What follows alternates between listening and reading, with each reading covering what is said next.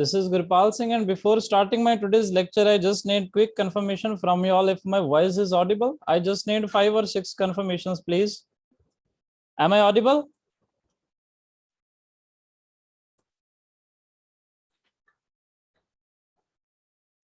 Am I audible to you? Can you please reply?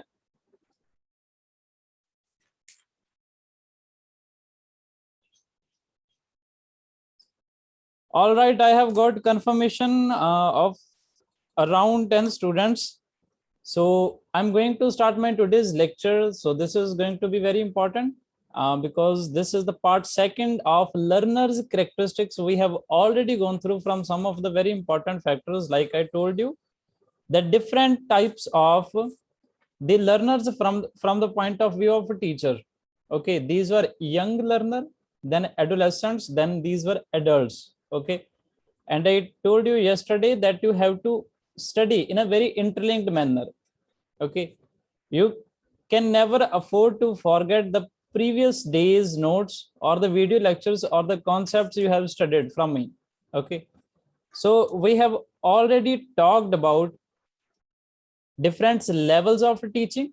Okay, these were memory level, then understanding, then a reflective level. Okay, then after that we have gone through from the very important concept of Bloom's taxonomy. That was very important. I told you about 3 hierarchical model. And after that, yesterday's lecture, we have talked about learner's characteristics. We divided the learner for the sake of teaching aptitude into 3 categories. These were very important. We went through some of the very important characteristics of all those learners. And in today's video, we shall again talk about some important factors which are affecting to the psychology of individual learner. Although the direct questions shall not be asked from this specific topic, but still we have to go through from some very important key points. Okay, because we cannot afford to leave even the non-important topic, because you can never rely purely upon how they post the examination. So now I am going to share my screen so that this is visible to you. This is going to be the part second of learners' characteristics. So yesterday we talked about learners from the teaching point of view. We categorized these into 3 broad systems or categories. These were young children. After that, there were adolescents. And lastly, there were adults. And we studied about their characteristics. Okay. And from the point of view of our syllabus, only 2 have been highlighted specifically. These are adolescents, then adults. Okay. And lastly, a very important point has been given. This is individual differences. Although its probability of being asked in the examination is very low, still some key points are very necessary to go through in order to understand the subject matter and concept of this specific topic, so that we are aware of the answer if this is asked in the examination. So now broadly, we shall talk about adolescents and adult learners and their hierarchy for characteristics. And after that, we shall talk about individual differences and how a teacher should tackle with a different kind of learners. Okay, if you are a teacher in any institution, in a college or in a school, there are number of students. Okay, maybe you have been assigned for teaching up to 5th standard. Maybe you have been assigned the classes from 5th to 10th standard, or if you are a college teacher, maybe you have been assigned the classes of undergraduation or graduation. Okay, then all these 3 types of students are 3 types of learners. Okay, then how a teacher should behave. So basically we are studying about the subject of teaching aptitude, and this is the module 1 in the syllabus of paper 1. So each and everything we study for this is specifically from the teaching's point of view. Okay, so that is the reason why we again have to go through from some key points of adolescents, then adult learners, then individual differences, and lastly we shall talk about what a teacher should do with all these kind of learners. So now I move further. So first of all, we shall talk about adolescents only. I think you have gone through from the yesterday's video in a very specific manner. I think you would have understood each and every topic I wish to taught you. So first, there were young children. Okay, we categorized into these into the age from 1 to 10. After that, there were adolescents. We categorized them into the age from 11 to 20 years. And lastly, there were adults. These can be considered anyone because they know the difference between right and wrong, and they can choose their own ways for studying, for learning. Okay, they are not completely dependent upon their teacher or their textbooks. So we shall talk about adolescents now. These are students of the age from 11 to 20. Okay, in some website it has been written 11 to 19, but you are not supposed to be worried of, because these kind of specific questions have a very low probability to be asked, but subject matter is to be understood. Now I am going to teach you about adolescents. Before teaching this, I would like you to keep in mind about what happened to you when you were in this age category. Okay, what did you have? You have everything. The education is very easy. Okay, learning is very easy, studying is very easy. Whatever you are learning, adopt this into your daily lives. Okay, now we are going to study about adolescents. Okay, you have all of you being the aspirant of net JRF examination, or you are matured enough, you have gone through from this stage. Okay, you can think about easily. So I just want you to think about yourself. What did you do when you were at this age category? Okay, so now adolescents, they are highly emotional, and his thinking is unstable because they have a fad in them. Fad for doing something. Fad means immediate motivation. Immediate motivation. They think something and they immediately decide to do that. These kind of persons are of the age of 11 to 20, because he always follows some ideal person. You would also have some ideal. Okay, and draw their contest, but adult is low emotional. So here the comparison has been made. Adult is low emotional. Now you people are very low emotional, and you don't suddenly choose someone as your idol. You think very precisely. Okay, in compared to adolescent. So this has been given about adolescents. These are some of the important stages of development of learning in adolescents. Okay, we have been categorized into different kind of stages, and these stages have been given only for adolescents. Okay, because the literature of adult is not that much vast in comparison of adolescents. So now in different stages they have different emotions, they have different kind of activities, they think differently. Because most of the times if the questions was asked, it was specifically about adolescents. Okay, literature of adult is not that much vast. So now there are some of the stages. How do they develop? How an adolescent think, or how a children of the age from 11 to 20 or 19 thinks about himself? Okay, first of all, there is intellectual development. So what do they actually do? They move from concrete to abstract thinking. Okay, because at the memory level, we have already gone through from the memory level of teaching. That was the teaching from first to 10th standard, that was very specific teaching. Okay, whatever teacher taught to the students, they had to learn that. Okay, so whatever they learned at this stage, that was the concrete study. That was concrete study. But now, at the age of 11 to 20, the adolescents go for abstract thinking. Okay, they go for abstract thinking. That means they do not only learn what the teacher teaches, but they understands as well. Okay, they understand the abstract of each and everything being taught to them.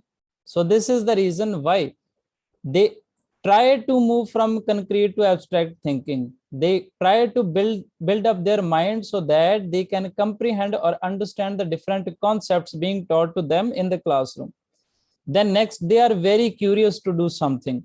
They have a wide range of intellectual pursuit. Okay, few of which are sustained over long time. Otherwise, these are always fads. Okay, fads you have to go through. This is a very important word. Okay, that means immediate motivation to do something which expires very soon. Okay, this expires very soon.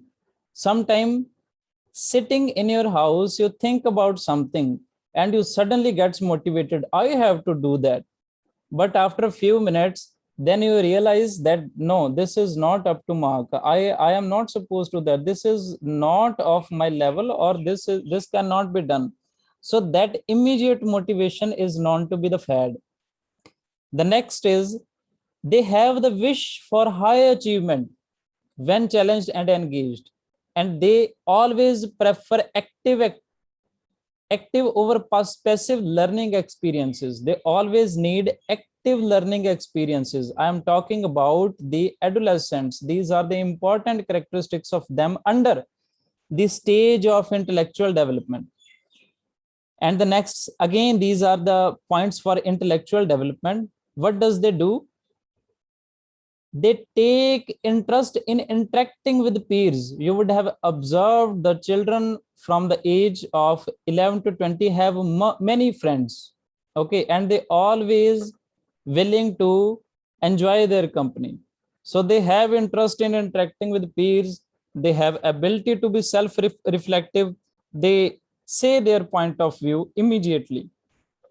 Okay, and then they demand relevance in learning. Okay, they ask the teacher different questions. Why this is being taught to me? What is there for me? If you are, you are teaching me the finance, why finance is there? If you are teaching me accounting, or if you are teaching me home science or economics, why you are teaching me this? What is the relevance of this particular subject in learning? Okay, they always try to understand and ask question from their teacher. Then they always develop the capacity to understand higher level of humors. Okay, they always try to make their point of view, or they always try to emerge as emerge as good and better personality among their peers. So that's why they try to learn and laugh with their peers and with their friends. The next one is from the social development point of view. This is the another stage at which the adolescents emerge as some of the important characteristics. Okay, so they model behavior of older students. You would have observed that when you were a student of a 7th standard, you used to see the students of 11th and 12th standard, and you always wished to become like them. Okay, so this is the reason the adolescents always try to model behavior of older students. Okay, then experimenting with ways of talking and acting as part of searching for social position with peers. They want their peers to recognize them. They always wish, if there are 4 friends, these are A, B, C, D, all are adolescents. Everybody wishes that, C is wishing that everyone should recognize my personality. Okay, they should recognize my social position. This is also the curiosity. This is also the experiment of the adolescents. Then They always try to explore questions about their racial and ethnic identity, and they always seek peers who share the same backgrounds. You used to sit with the students usually who shared the same background as of you. Okay, so this is also the important thing. The next, these are again from the point of view of a growth or level of a social development. Okay, they always feel intimidated and frightened at the initial middle school experience. Okay, because when they choose their specific stream, they have to change their school or they have to change their university, and they have a completely changed behavior. And in the initial days, they always feel intimidated and frightened up to the time they do not make new friends. Okay, so this is why this line has been written there. they liking they are liking fads. Again, I have already explained you, this is immediate motivation to do something which expires very soon. Okay, they always overreact when something ridicule or embarrassing happens with them. They always overreact to that. They gets angry very soon. Then they always try to seek attention and approval of their peers and their friends. Okay, like I have given example in the previous slide, that if there are four friends, A, B, C, D, C or D or A or B is always willing to seek the attention and approval of their co-friends. Then from physical development point of view, there are some characteristics of adolescents. These are: a need for physical activity is there in adolescence because of increased energy. In this age, the students or the children have a higher level of energy. Okay, they want to use any physical activity. That can be the possible reason, according to some researches, that they engage in gaming activities more. Okay, these children engage in gaming activities more, physical activities more. Why? Because they have increased level of energy than young children and adults.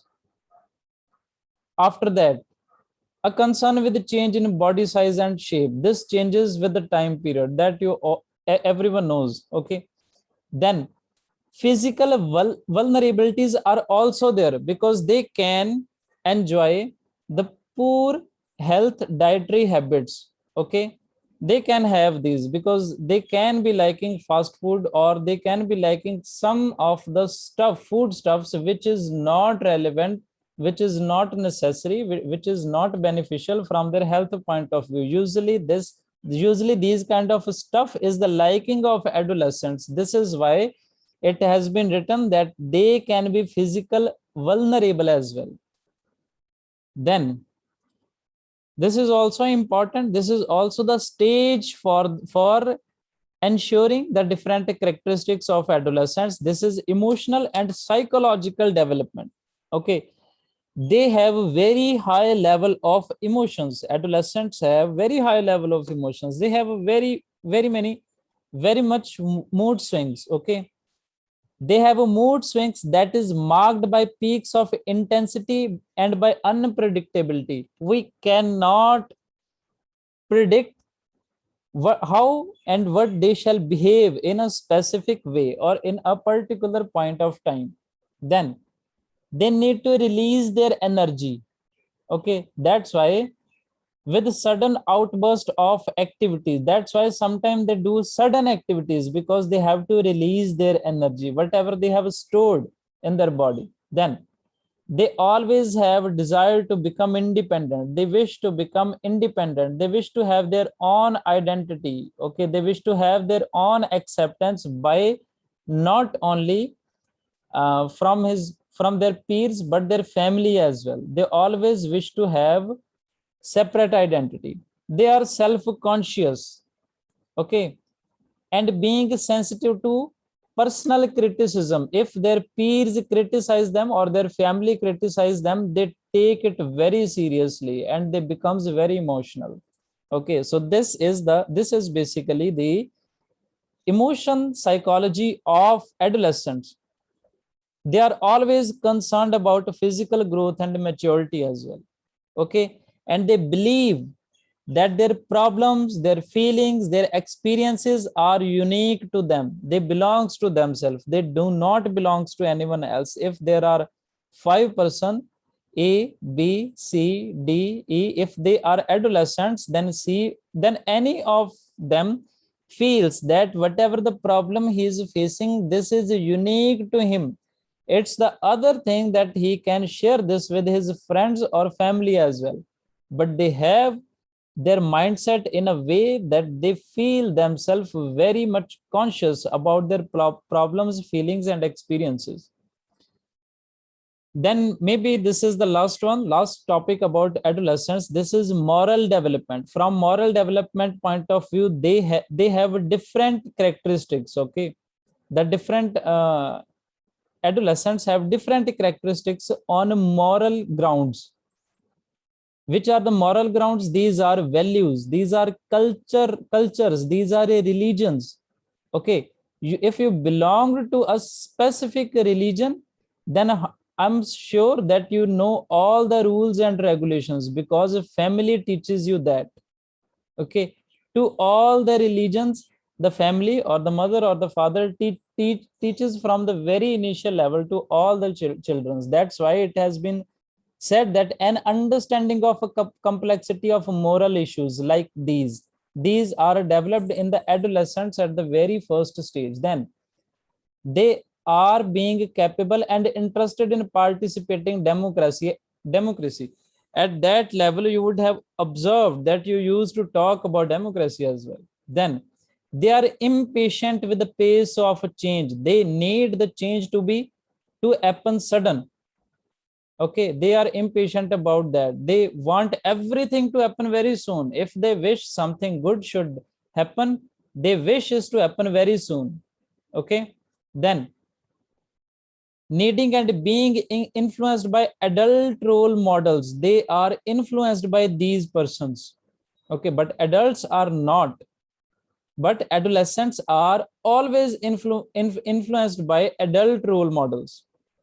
Then they always relies on parents and adults, important adults, for advice, but they always make their own decisions. Okay, sometimes they do not disclose to their parents what they are going to do right now or in the next moment.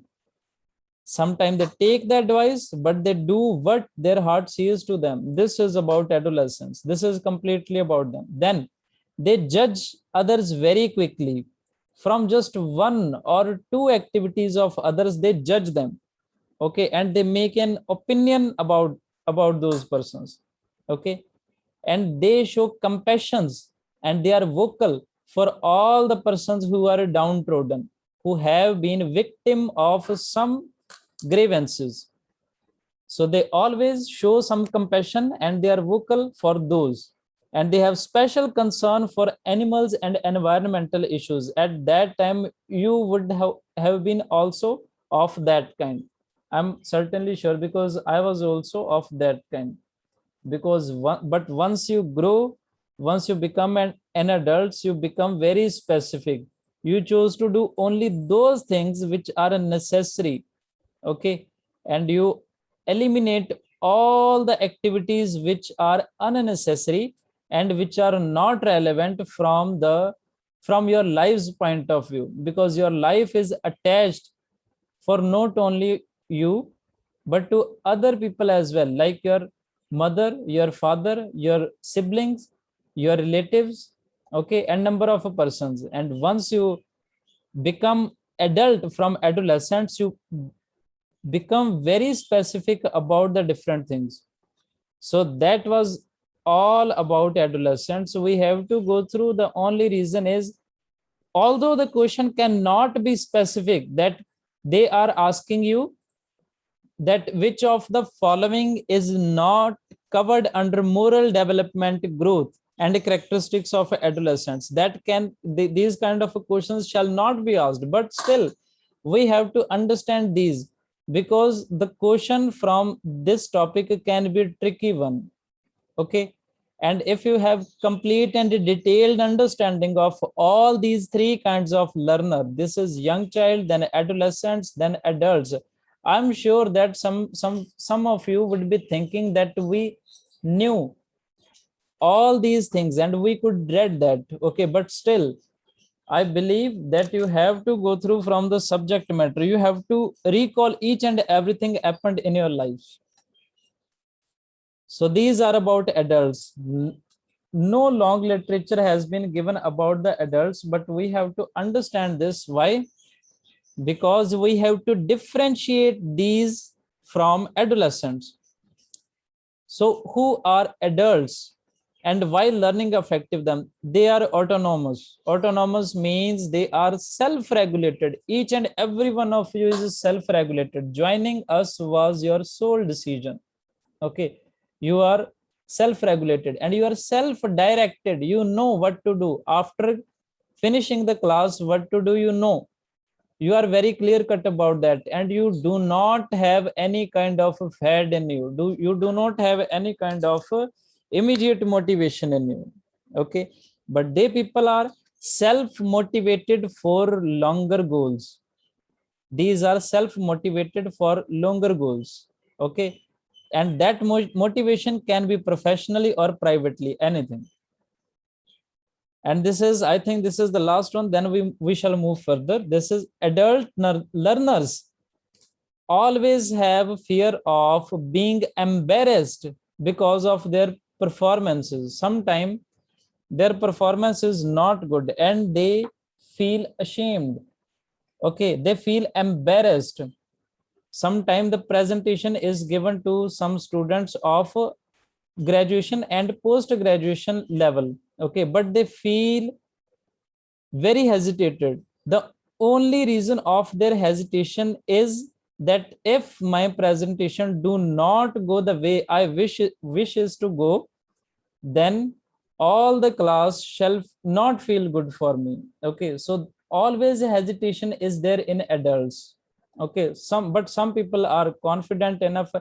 The exceptions are always there, but usually if the researches says that adults are more feel more embarrassed when they lack of knowledge or when they have to present themselves but they are not confident, they feel embarrassed. And after that, this is the topic of individual differences. This is a very easy topic. Okay, just one or two readings would be enough, but still we have to go through. I have to teach you this in a very specific manner. Okay, so by this person, this specific definition has been given. Okay, you are not supposed to cram his name, but the only reason why in this slide it has been written so that I can teach you and I can make you aware about individual differences and why we are studying this. We have to study the learner's individual differences. Why? Only from the point of view of a teacher. Okay, when you are studying this specific topic, you have to think yourself as a teacher and individual as your student. Now, individual differences stand for variations or deviations among individuals. That means among the students in the classroom in regard to a single characteristics or a number of characteristics. This is a very easy thing that you can go through. The notes shall be delivered to you as soon as this class finishes. Okay, so now before moving to this, I would like to give one example to you. There are number of students sitting in the classroom. There are number of benches. Okay, at the first bench, A is sitting, then B, C is sitting, D is sitting, E is sitting, and a teacher is teaching on dais. Okay, he is teaching and he has to face number of different characters, and all these students have different personalities, different attitudes, different perceptions and different behaviors as well. This all makes the individual different from each other. Okay, so when you have to study this topic, you have to think yourself as a teacher, and the individual we are talking about, these are your students. So broadly, from the teaching's point of view, the differences are of two types. These are physical and physiological differences, and these have been explained in this slide only.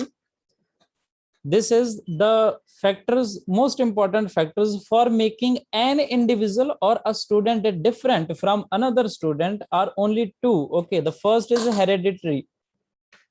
Whatever the genes a student grabs from their parents, that makes him different from other students. And the next one is environment. First, if we are talking about heredity, then these are physical conditions, mental ability, some special talents, gender, temperament, age, introversion, extroversion. These kind of things you can grab or you can gain only from your parents. So these are heredity. So these make an individual or a student named A different from a student named B. Okay, a student do not have any kind of a control on that. Okay, then this is environment. Environment also makes someone different from other one. This is family background, then community, then school, then social background and social norms. These are the things. Now we have to move further. There are individual differences among learners. From individual differences point of view or the teacher's point of view, there are three kind of broad learners. Okay, these are visual learners who learns from watching videos, like you are learning from watching my videos, or some students are there who see recorded videos. Then auditory, who listen only audios. Then kinesthetic learners. Okay, I explain each and every one. First are visual. They always prefer to learn from videos and pictures. They watch YouTube videos over reading an article. They do not prefer to read an article. Okay. So this is a kind of a first learner from teacher's point of view. The second is they always say, I see what you mean. They always say this line. Okay. All these things have already been written in the notes. These are very easy to go, I believe. The next is auditory. They learner are those who like to listen more than read. Okay. They can have anything with them. They always have headphones with them and they listen the audios of some person rather than seeing that. Okay. They always prefers to say, I hear what you say. The first one was saying, I see what you mean. The second says, I hear what you say. They always try to record their own notes and listen them over and over again. And the last one is kinesthetic. They learn from physical experiences. They try to feel the things. They try to feel the objects. Only then they prefer to learn. They always says, I feel what you say. They prefer to move around over different things and they try to learn. So these are the three types of individuals a teacher has to differentiate so that he can understand their behavior well. And then how a teacher should deal with the students having individual differences. First of all, a teacher should ensure that all students have equal opportunity to learn and reach to their full potential, regardless of their place of birth, family of origin, religion, then gender and cognitive abilities. Then what he should do?